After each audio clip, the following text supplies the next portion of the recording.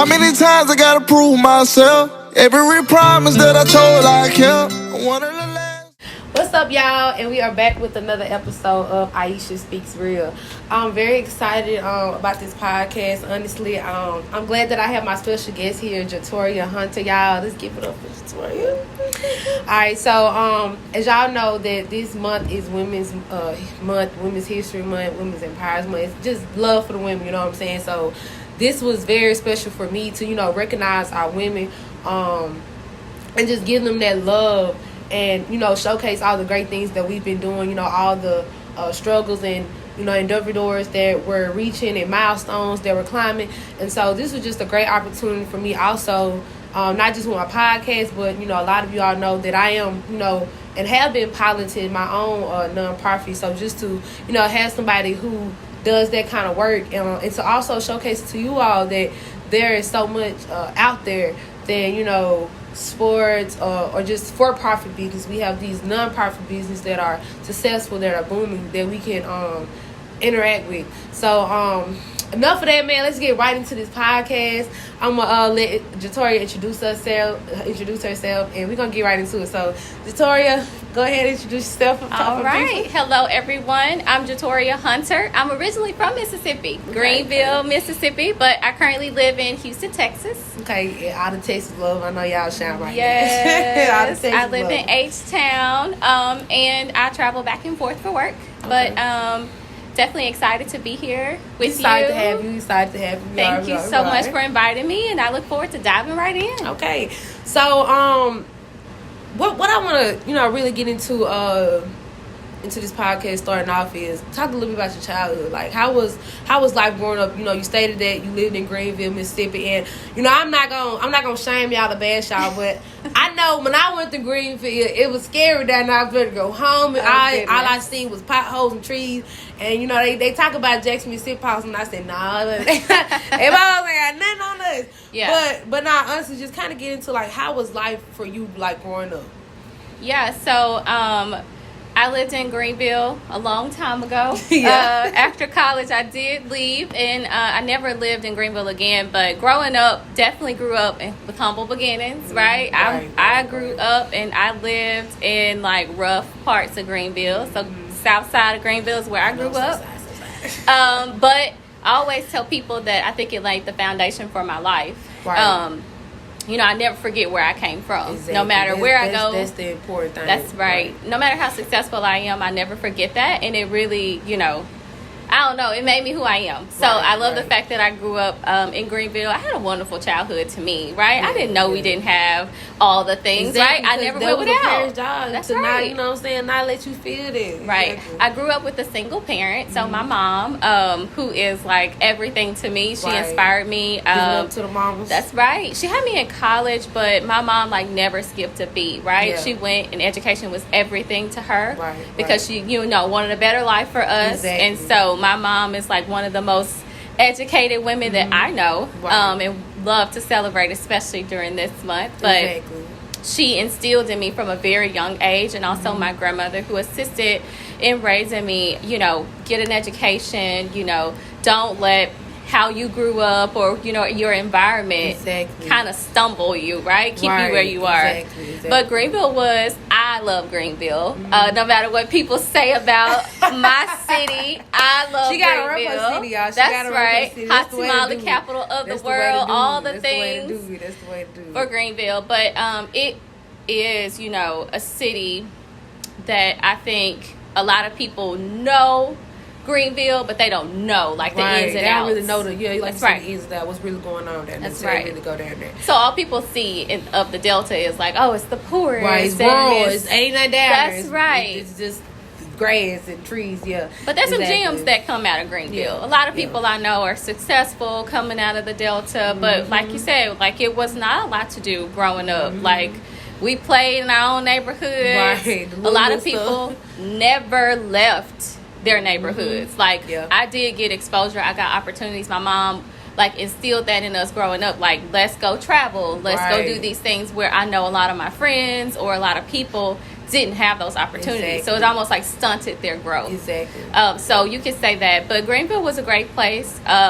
You know, I was involved in lots of things from art, and I was a cheerleader in school, and the band, all the you things. were just active in the community itself. We were very active. That was something my family like wanted us to do. Right. Like, go do everything you wanted. that you possibly can. Explore the opportunity. That's right. Explore the opportunity. Yep. And you know, it was just one thing that you stated that really stuck out to me. It's a little off topic, but not so much, because it just relates to just mothers as a whole. Like, I feel like a lot of young people, especially just in today's society, in today's world, we don't, you know, give our parents that full gratitude for pushing us as hard as they can. Yeah. Because like you said, the opportunities that it seemed like you lacked thereof, right. your mother showed you, regardless of our situation, our environment, I'm going to show you that you can still have that. That's right. You know what I'm saying? And you know, a lot of us, we're so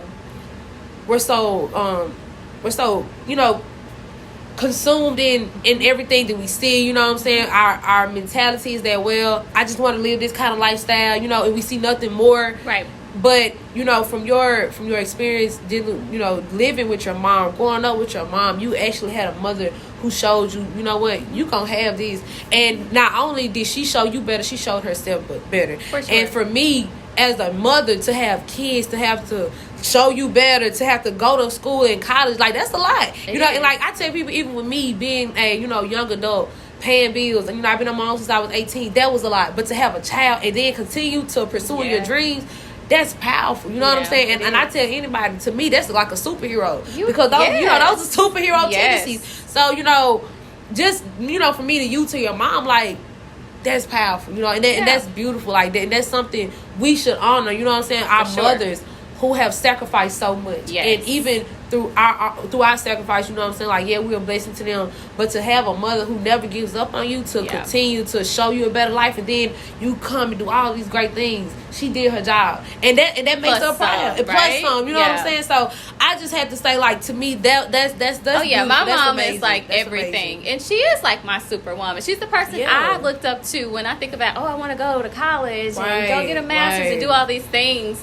She has set that standard so high. Exactly. And some of the things, you don't always agree with your mom and your parents growing up, right? With some of the things or the rules, or, you know, they set. But now that I'm older and I reflect back on that, I'm thinking, like, man, I understand where my mom was coming from.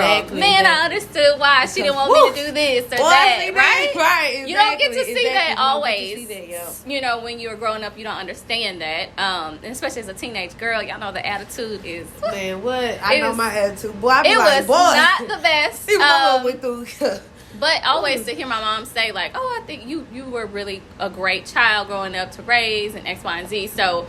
But my mom really laid the foundation for me. And, like, whether it be, like, church, growing up in church, we were heavily involved in church. And women there really helped to raise us, right? Everybody was raising us. It takes a village to raise these children. It really does take a village to raise these kids. Speaking and public speaking and putting us on program to do stuff, praise dancing, right? You finna say. Singing, all the things, right? You were like, oh, I don't want to do this growing up. Why am I involved in all this? But now, like, I think back, like, man, where would I be if I didn't get that, right? If I didn't get that foundation of speaking in the church, being on programs, it helps me throughout my whole entire life. So my childhood was great. I mean, we were involved in lots of things. I never felt less than. And certainly within my family, they were always so supportive. I had a huge village surrounding me, and I still do to this day. That's amazing. Yeah. So, you know, now that we kind of got a little bit into your childhood, what do you feel like put you in the pursuit of your education? You know what I'm saying? Like, when you were, you know, at the point of going to college, you know, graduated high school, you figured out what you wanted to do. What was that drive to that pursuit of your career?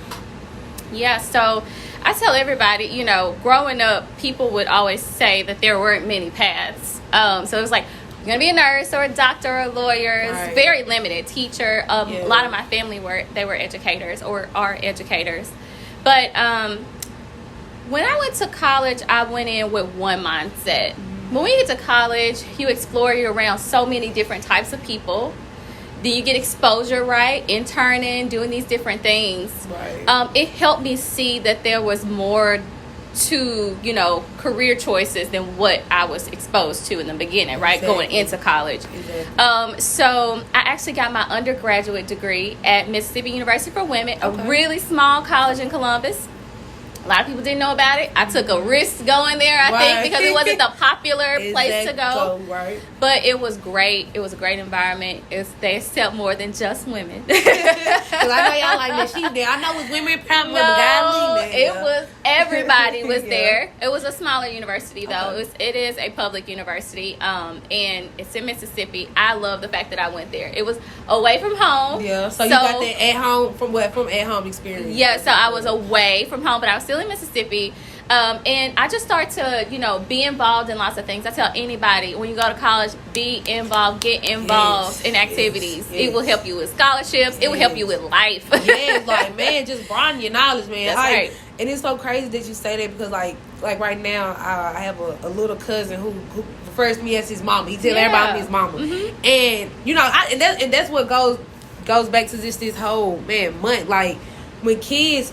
And I tell anybody, for me, when somebody looks up to me, it puts me in a mentality that I can never give up.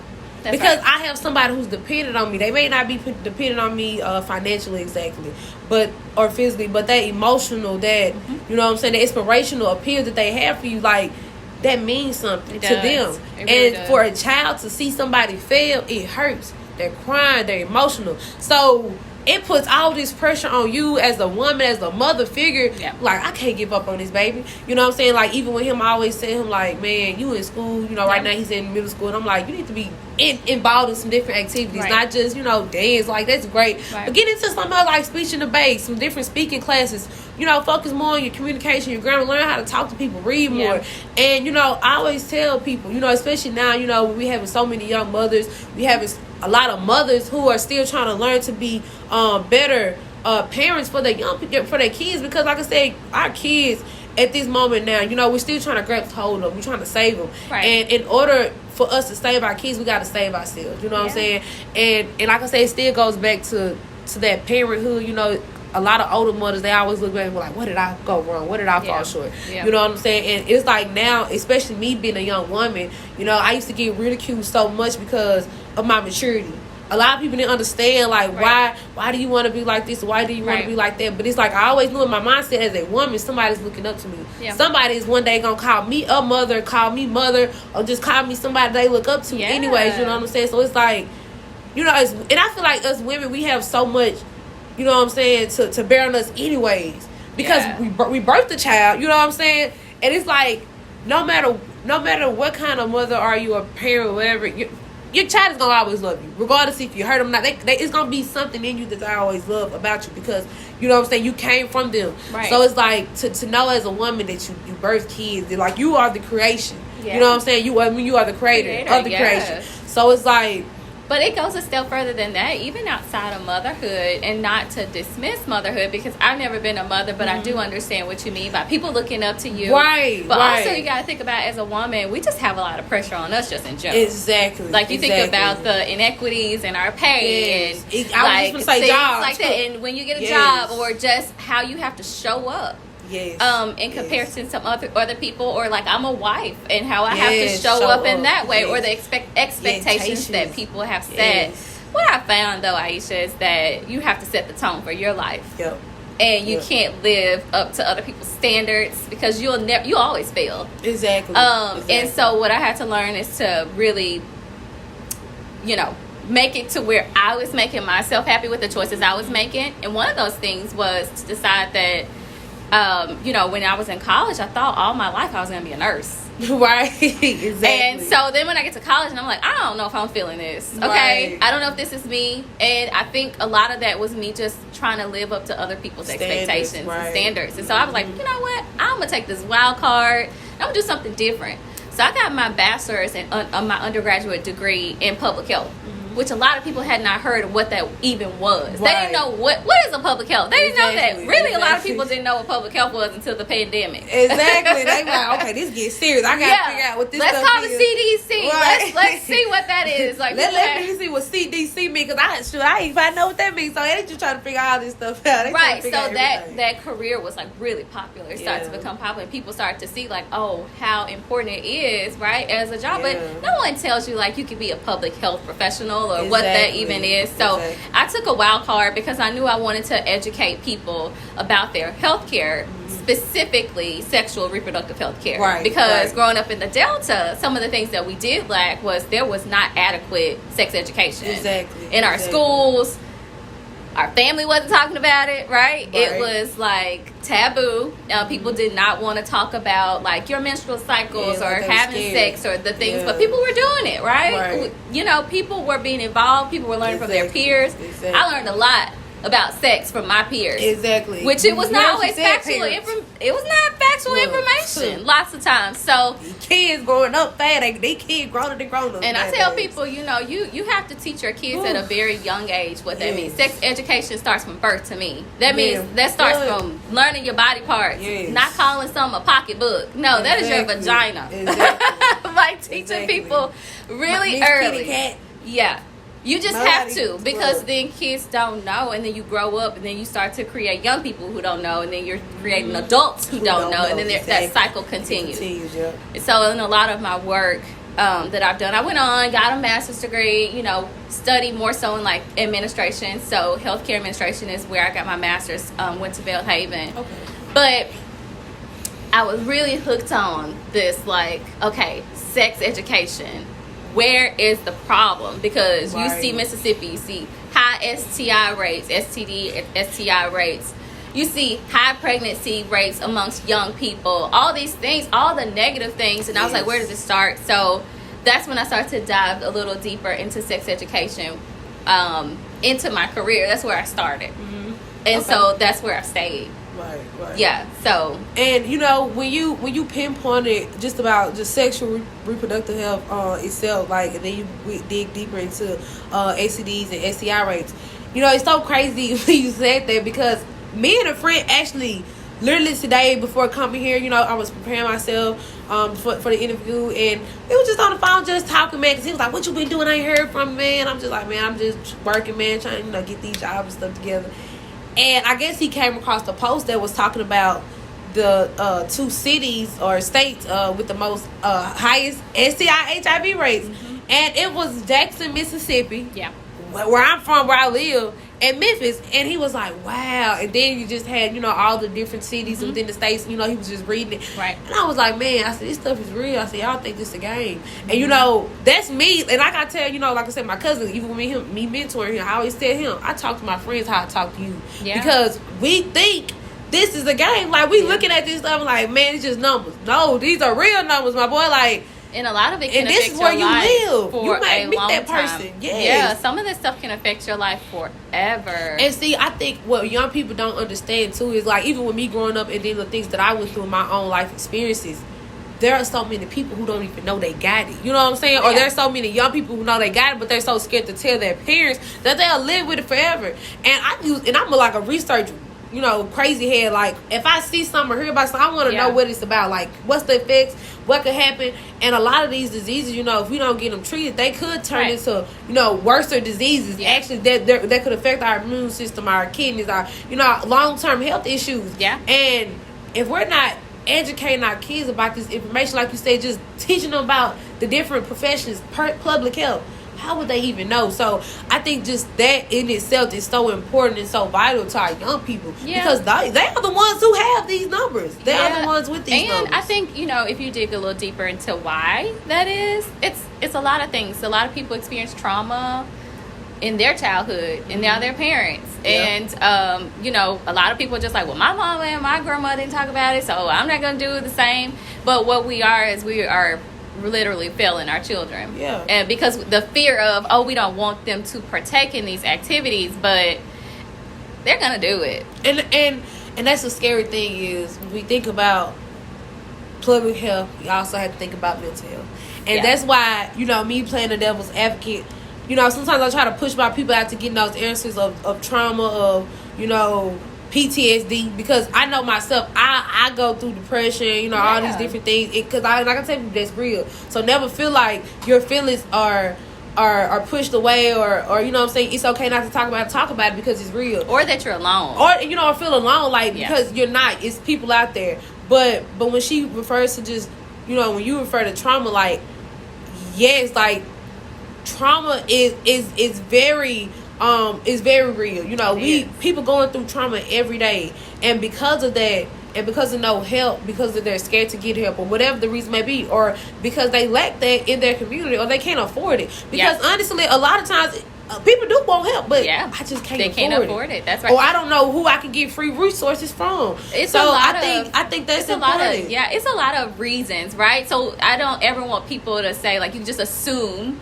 why someone is not maybe educating their children or their young people on different things. It might be because they don't know. We don't really know, but we do know that, you know, a lot of young people have access to so much now, right? Everybody has a cell phone. Everybody knows TikTok, Facebook, Instagram, all these things.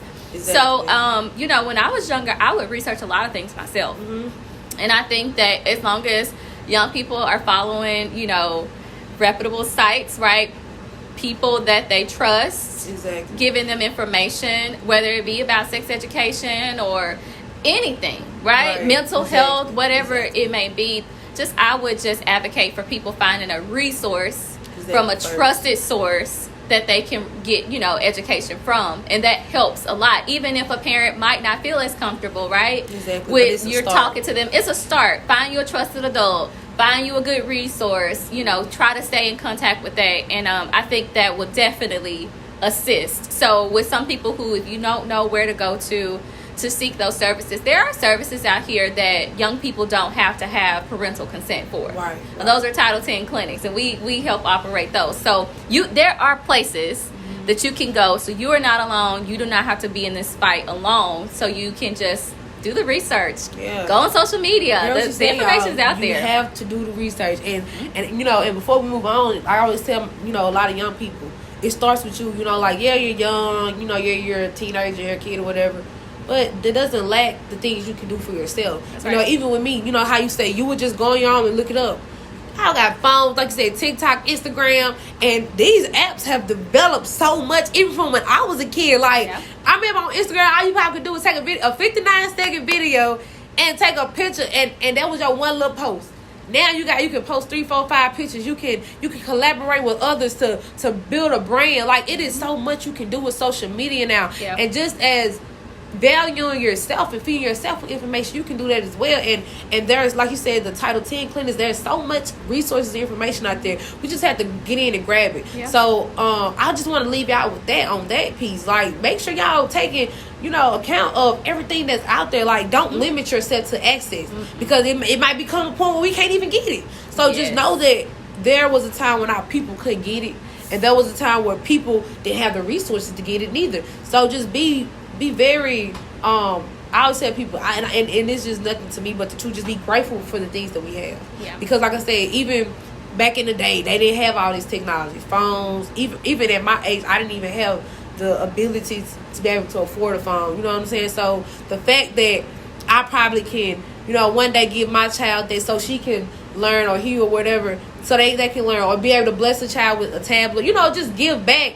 And, you know, have a child to be able to learn different things, educational things about their health. That's important. And that's something that they can always be thankful for, that somebody did care enough to, you know, feed into me and pour into me some things that I can learn about myself. You know what I'm saying? So that's very important. So now that we kind of gathered up all that, tell us a little bit about, you know, the career path that you took. You know, you went through school, you went to the University of Women in Columbia, Mississippi, right? And, you know, you learned all this stuff. And then, like you said, you went from pursuing nursing, from which, like you said, family, you know, everybody telling you to do this and do that. But you was like, you know what, I'm going to follow my own path. And so this path that you followed, tell us, how did it lead you to here? How did you get here? Well, first of all, it takes strength, right? To say, I'm not going to do what my family thinks I should. Because you do hear, and, you know, you can have faith in yourself, right? And it took a lot of, like, me saying, I'm going to do it by any means possible. Right. I also like to consider myself as a person that's a go-getter. Exactly. I'm going to go get what I think I need, what I feel like, you know, what's success for me, I'm going to reach for it all the time. That didn't mean I didn't have some slip-ups along the way, or some moments where I was like, what am I even doing? Or some humbling moments. Because how I started off was I did an internship because my program required an internship, and I started working for the State Department of Health. So that's the Mississippi State Department of Health, which a lot of people know, health departments, whatever. That's how I started my career off, as a contract worker. So I was not a full-time worker. I did not get any benefits, but I had to start somewhere, right? I had to get in the building. So I got in the building, and I worked my way up, right?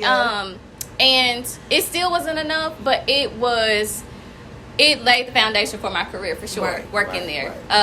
You know, the State Department of Health, a lot of state government employees are typically like older individuals who are, you know, really in their career. And I was young. I was straight out of college. I was like 22, super determined. But people bet on me. Like, people gave me an opportunity, and I worked really hard. I've always been a hard worker. I've never not been a hard worker. That's one of my strengths. I'm a hard worker. I'm going to get it done. But even when I felt like, what am I doing? This is not enough money. Like, what is happening? I was also like the youngest person that worked there. Like, out of everybody. So it's just like, ooh. But yeah, I used to be invited to rooms that I didn't feel like I should have been at, tables where I should not have been at. But I went there, and I tried to be confident, even though inside I was like, what am I doing here? I don't know what's going on. But those opportunities really set the tone for my career. And then after that, I worked there for a few years. I then transferred to a job at the University of Mississippi Medical Center. And I worked for a school-based health clinic, and it was inside Lanier High School here.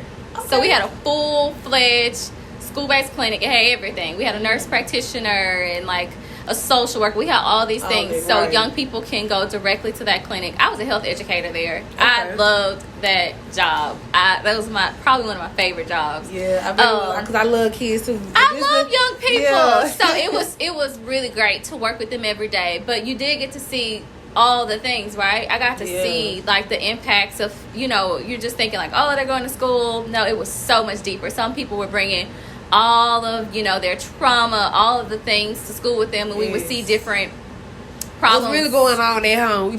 So mental health was like something that we focused on a lot. So much to where I got a few certificates in like mental health, whether it be like trauma informed or how to work with youth with mental health. So I got a lot of different certificates because, girls, listen, I had to be equipped or how to teach people like how to select birth control methods, things of that nature. So I did a lot of educating, you know, chatting and talking with people about, like, you know, from what a menstrual cycle looks like. And then I would, young people, it's like you gotta be educated. Everybody you need about 20 degrees.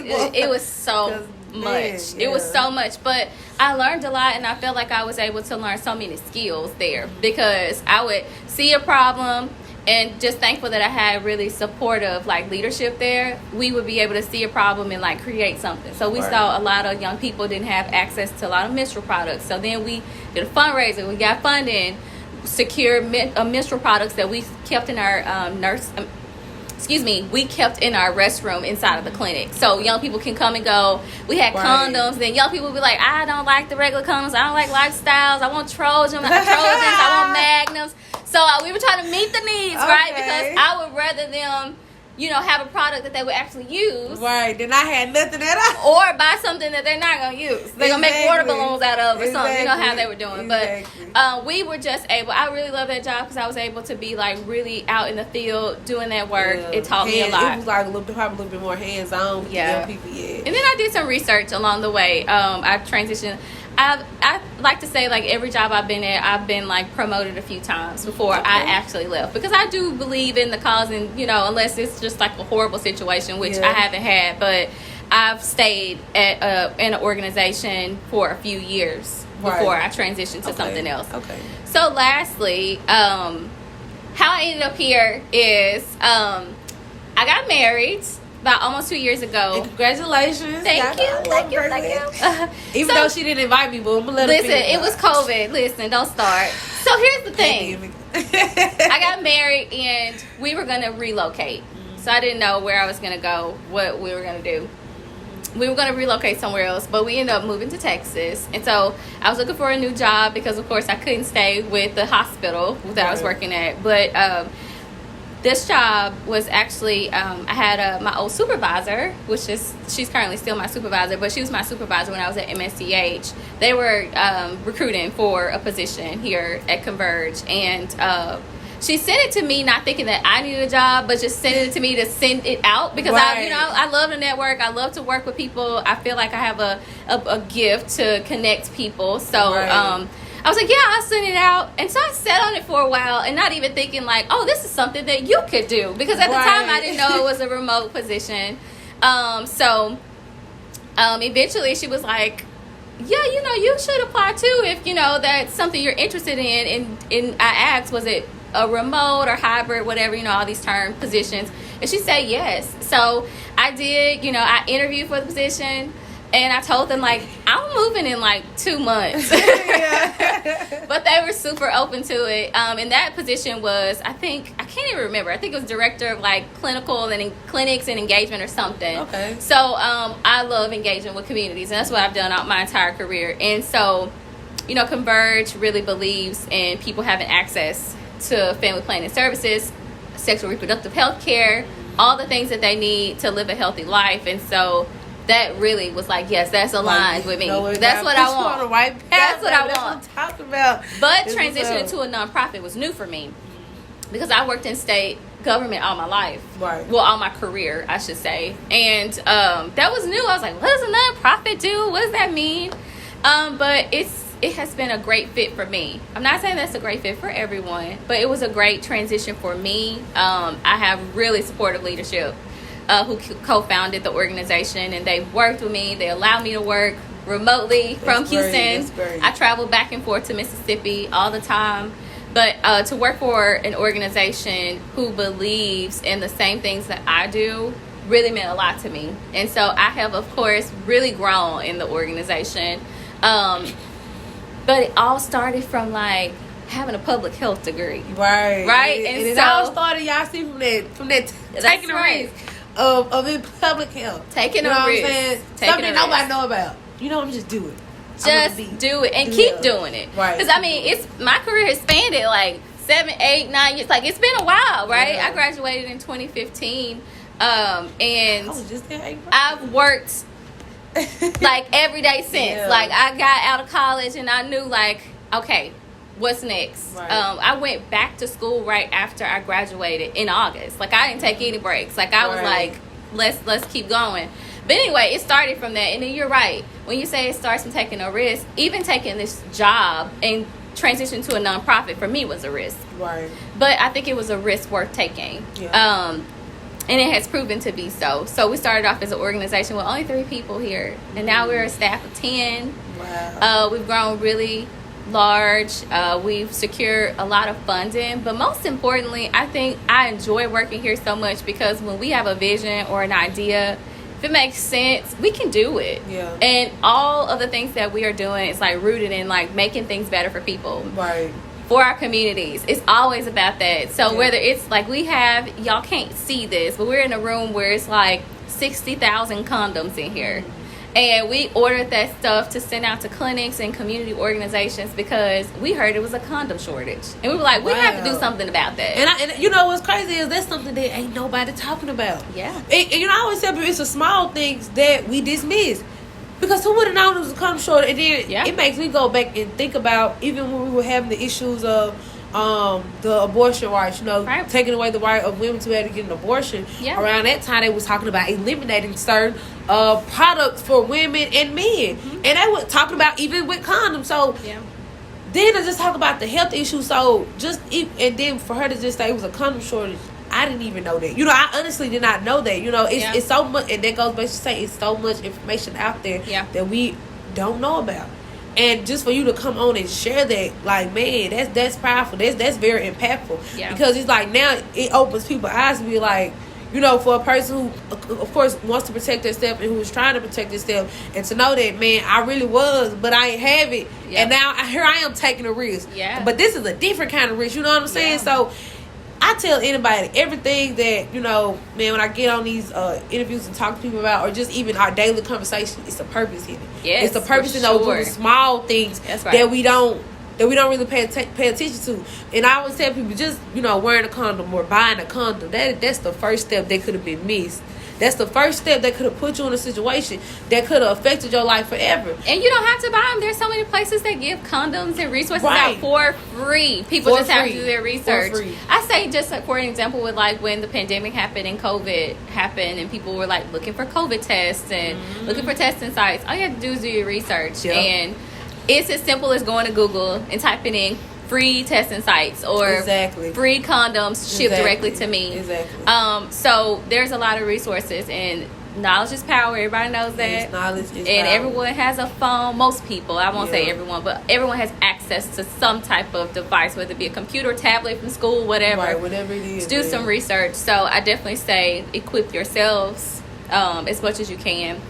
But with Converge, I really appreciate the work that we do. We have a patient experience council that you are a part of. I am. And so we're really excited to, like, we don't do anything without, making sure we get feedback from our community. So we work with lots of different partners, but our patient experience council it's made up of individuals all throughout the state of Mississippi, and they give feedback on, like, product selection or the programs we're running or the next activities or initiatives that we're part of. And so we really take that seriously, because I can say all day what works for me, but I'm also a person that's employed, and I'm also a person who has access to insurance, or I'm a married person, all these things, and my life is not the same as everyone else's. So I don't want to be the only example, right? There are a lot of people like me, but there are a lot of people that have different. Everybody is different. I tell people that all the time. People and our situations are different. Everybody is different. People's values are different. Priorities are different. You might want plan B for acne.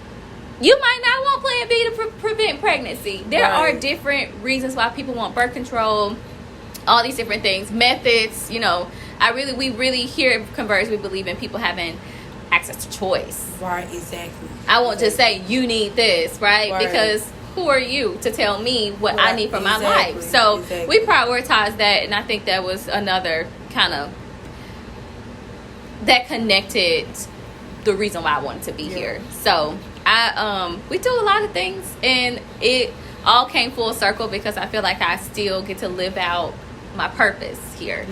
And so I didn't know what my purpose was. That's what's important, right? I didn't know what my purpose was, right? When I was in college, transferring my major, like in the middle of, I was like a junior when I did that. Thank God public health and nursing are pretty similar. So some of my coursework is the same. But I didn't know what I was doing then. And sometimes it's okay to not know what you're doing, but I think you have to continue to work hard. You're going to hear me say that all the time. Don't slack, don't procrastinate, like work hard, and people will things will naturally just happen for you. That's how it's always. You can elevate. I'm telling you, I have never asked for a promotion. I have always been presented with the next the next level up, and I'm so appreciative of that. And I'm not saying I'm a perfect person or nothing, but I'm just saying I do believe that I work hard and I give it my all. I try not to overwork myself, right? Because there's really there's challenges in that, burnout and all those things. But I do try to give it my all, because I think every day that I work for people, right, and that's my purpose. And I think everything you said here today, man, it was so important, because and I always, like you said, refer back to young people, because we're getting older now. You know what I'm saying? Like you said, you're married. You have your family now. You know what I'm saying? You got this great job. You feel like you're in your passion. We have our young people who, like you said, still trying to find it. And even with me, I always tell people, I'm still young myself. I just turned 21, so. Even with myself, it's like I know what I want, but sometimes I even get, misguided, like, oh, what am I doing? Like, what I'm saying? Like, even with me battling school, trying to figure it all out. But at the end of the day, I still have to make sure that even in the small things that I'm doing, what I'm saying, when I'm talking to people, when I'm focusing still on these bits and pieces of my organization, I'm remembering what my purpose is. What I'm saying? And I'm never giving up on myself. And like you said, you have to be a go-getter. You can't just, I was watching a motivational speech one day, and the guy was saying, I don't believe in what was it? manifesting things. He said because when you manifest things, so a lot of times you just tell yourself, I'm gonna do it, or you just gonna write it down. But he was like, if you never put action into it, it would never happen. And that was my first time ever hearing somebody say, I'm like, you don't manifest. I do manifest. It's manifest. But what is manifestation without any action? So I was like, okay, that's powerful. Because I can say all day, I want this, I want that, I want that, I want that. But if I'm not sacrificing time, if I'm not sacrificing going out, hanging with friends, if I'm not sacrificing, me maybe working a few extra hours, me saving money, me putting money into things that are going to make me successful rather than take away from me, how will I ever get there? So, we have to make sure that we are putting ourselves in a position to reach our purpose and not just, counting on the hand of somebody else. Like she said, it was presented to her. She never asked for it. And that just goes to show she was a go-getter. She is a go-getter, and she is a hustler. And so, these are the people that you want to look up to, that you should desire to look up to. You know what I'm saying? People who can inspire you and teach you to be better than them in ways, to be a bigger go-getter than them. You know what I'm saying? I'll definitely say, I think I hear, and I don't work around young people now currently, but I have a little brother, and I hear a lot of him saying he's so hard on himself, right? And not to cut you out, but our young people are hard on themselves a lot. And I think social media drives a lot of that. Comparison kills. Stop comparing yourself to other people. Be yourself. And I'm not saying I was always I got bullied in school. All these things were happening to me, and I still persevered. Like, you won't be there always. No matter where you are. Even if you made mistakes. Even if you failed. No matter what it was. All my life, you hear me say these positive things. But for every positive thing, there were like 10 negative things that happened to me. 10 challenges that I had to overcome. So I tell people all the time, don't compare yourself to what you see on social media or in the news or with celebrities and all these things, because you don't know what's going on behind the scenes. Those pictures. Yeah, I can tell you. Man, I can sit here for hours to tell you about the challenges that I've had throughout my life, growing up, when I was on my own, going through relationships, like all the things. But all you hear are end results, and I want people to know today, like, don't be so hard on yourself. Give yourself some grace. Always. Like you're saying, work hard, but also step back. Take a step back. Because, like she said, even what she's saying, there will always be challenges. There will always be time when you fail within the climbing.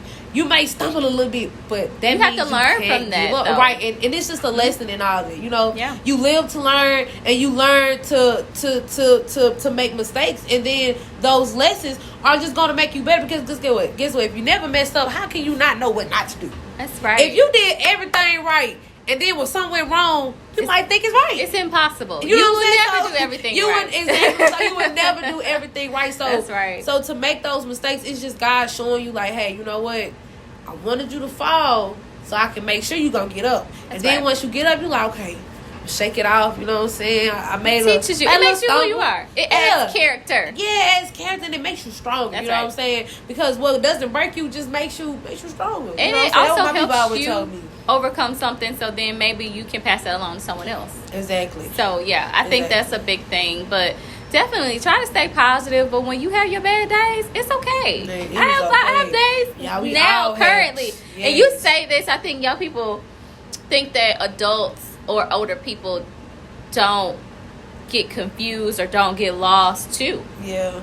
Sometimes we sit and think, like, and I'm not even that old, but there are other people. Sometimes you don't know where you're going. Sometimes it's different seasons in life. Some seasons are your go-getter seasons and you're on top. Everything is great. Some seasons are not that. Sometimes you're in a drought. Sometimes you're just steady and you're not going anywhere. So just learn to appreciate where you are in life. Learn to strive for more always. But also, like you say, connect to your purpose. Really dig deep to see what is it you want to do at whatever point in time in your life. I've known people who were doing one career and changed everything and was way happier. So people do go through different phases in life, and so I think all people need to know and understand.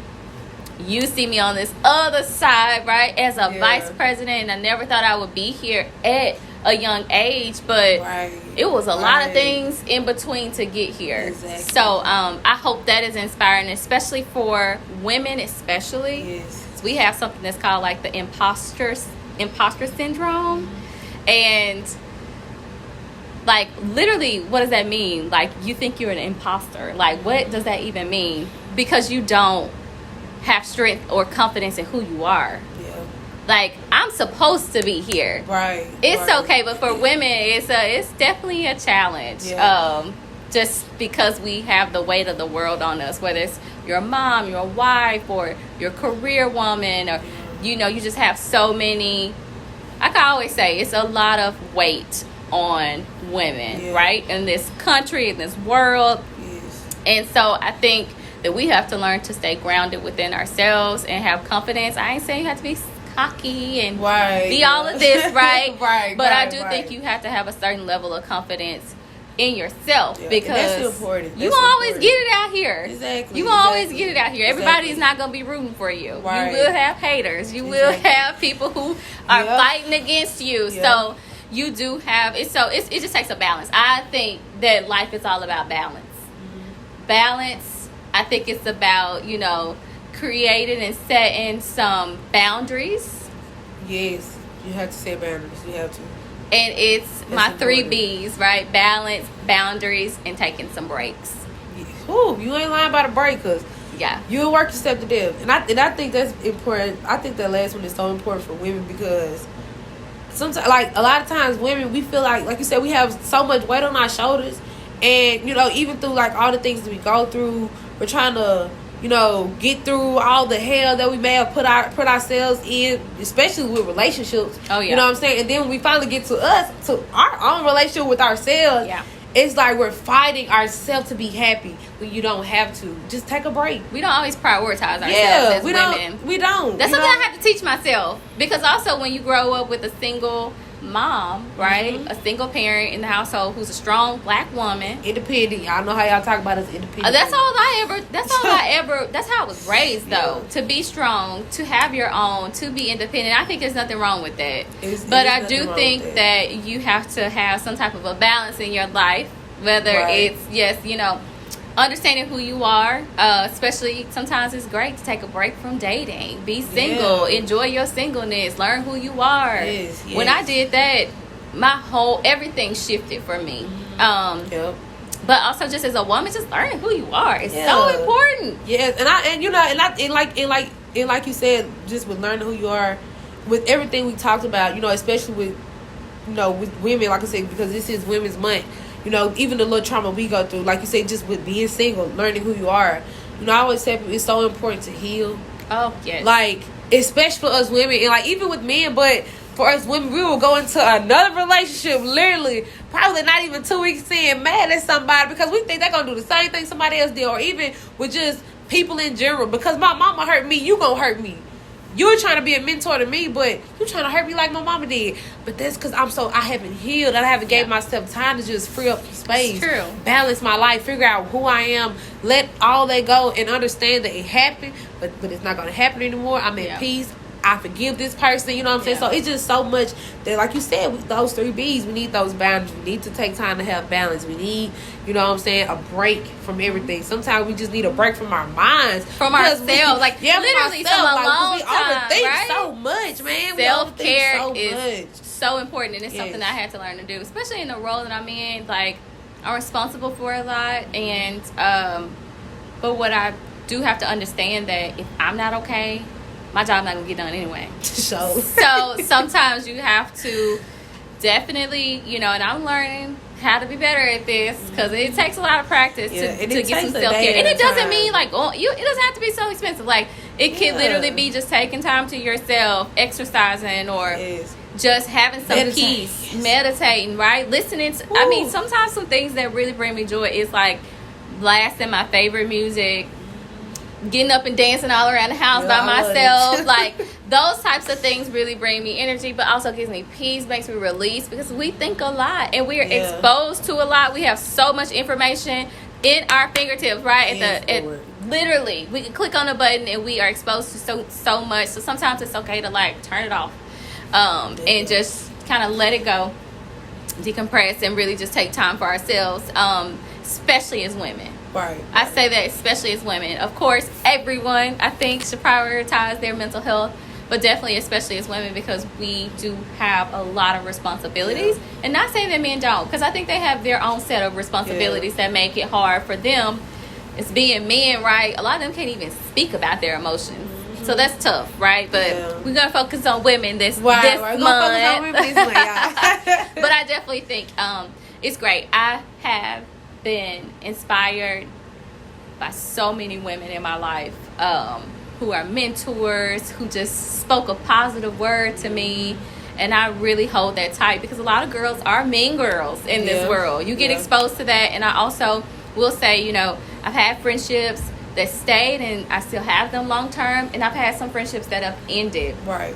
But that's not to say that at that point in time of my life, they didn't add value. Sometimes you have to cut people off. Exactly. Sometimes you have to like keep moving on, and that's okay, because that's just life. Exactly. So, but I've been inspired by so many people, and so I think it really does also help me be who I am. Yeah.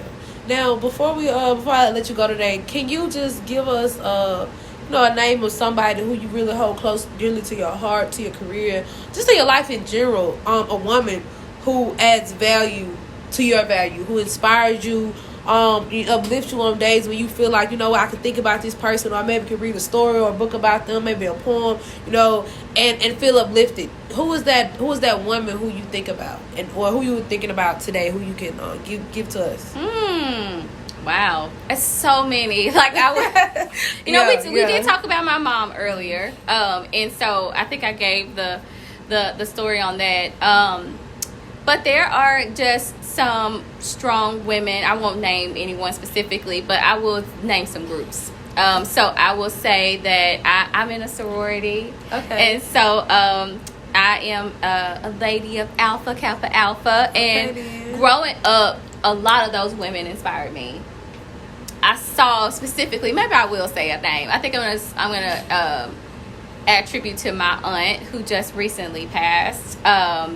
She was a lady of AKA. And one of the things I think I saw when we were at her ceremony, her funeral ceremony, I heard so many things about how inspiring she was to so many people. It made me reflect on, like, who was she to me? Right. And she was, like, the first person I saw that was an AKA. Yeah. And, like, the poise she had and all those things, her grace, but also how she was super family-oriented. Made me just love that about her. Yeah. When she came home, she just wanted everybody together. Yeah. She was the connector, right? She was just the person who she brought everybody together, like the fish fries and all the things that we have, family events, family gatherings. She like spearheaded a lot of that. Yeah. Another thing was just her career. She was an educator, and she worked with special need individuals. And when I tell you, she loved and cared for people like they were like her family. Mm-hmm. And so that was something that taught me, like, your work speaks for you, even when you're no longer here. And so I just hope that one day I can leave a mark like she's left on so many people. You should have seen how many people wanted to get up and speak on her behalf about just how she inspired them, but also just who she was. Like, she used to send us cards in the mail for every occasion. But birthdays, I will always remember to get a card from my Aunt Nita. She would give us a birthday card, and that meant so much. Right, we didn't know that, right? We didn't know that it was always a gift in there, like a gift card, $25, something. And she did this for everybody in my family. It's a lot of us. Right. So just thinking about how she was doing that and keeping up with it. She had a whole system, y'all. Right. And now I'm thankful that I still have cards from her that I get to keep and just read. But her life really spoke for itself, and our family is gonna do a foundation in dedication of her and her hard work and everything that she did in her career. And I'm just happy that we had the opportunity to just see her works here on this earth. It meant a lot to be a part of it, not even knowing we were part of her legacy, right? Exactly. But she was definitely a woman who was so amazing, and she was a hard worker. She had multiple jobs, always, no children, like none of that, but she always was giving. That's who she was. And so one of my things that I hope before I leave this world, I want to be used up. I don't want to leave this world with anything left in me. I want everything to be released out of me, and I hope I'm fulfilling the purpose that God has me here for. So that's why I continue to do this work. I love to connect with anyone. People know me. They're like, you're going to make a friend everywhere you go. You're going to talk to anybody. Listen, I will talk to anybody. Who it is. I will talk to everybody, right, okay? Exactly. But I also want to, you know, help people along the way. I think that is always, and my grandmother has instilled in us, like, it's nice to be nice. It's good to help people. My grandma is the sweetest person on earth. She's always giving. She's super family oriented too. And so it's just so many women I would, you know, definitely love to pay tribute to, because they've helped shape me into the young lady that I am today. And hopefully once it's time for me to start a family, I'll be able to pass along some of those things as well. So and you will, man. You gonna do it. I know you are. I'm just ready and excited. Oh my goodness. Because I'm planning the trip to Texas. Come on. You know what I'm saying? So I just want to come down there. You know what I'm saying? Come on to Texas. Come on to H-Town. I'm coming to H-Town. Yes. But that's all for today, y'all. Thank you all so much for tuning in to Aisha Speaks Real. I want to thank Miss JITORIA Hunter again for coming on for this Women Empowerment series. And thank y'all as well just for watching and tuning in. I hope that this podcast, as I say on every podcast, it revealed information to you. It opened your eyes in different ways that you may have not been open to. And even to me, I tell people all the time, you never stop learning. I never stop learning. I don't know everything. Me and my mom used to argue all the time about what you knew and what you didn't know. Right. But it wasn't a bad argument. It was an argument of, I'm going to teach you something while you teaching me something. You might be the mama, but guess what? Your child can still teach you something. So it was just us learning from each other. I used to teach my mom so much stuff. You know what I'm saying? And I love that, because my mom, like I said, it's the little things you have to be proud about. Yeah. I would teach my mom about investment, stocks, bonds, credit, a little bit more about credit. Like, of course, she knew about credit because she had a credit card, but did you really know about credit? So it was just so much that we were learning from each other. You know, I would give her a bit of information, add a little bit to me, like, okay, don't make these mistakes now because I made them. Right. But let me tell you more about information I learned about it. So it's just, like you said, the power that we learn from our mothers. And people we look up to and inspire and are inspired from. Like, it's amazing, man. But I love y'all. Thank y'all for tuning in. And this is it for Aisha Speaks Real. Until next time. Kudos to you.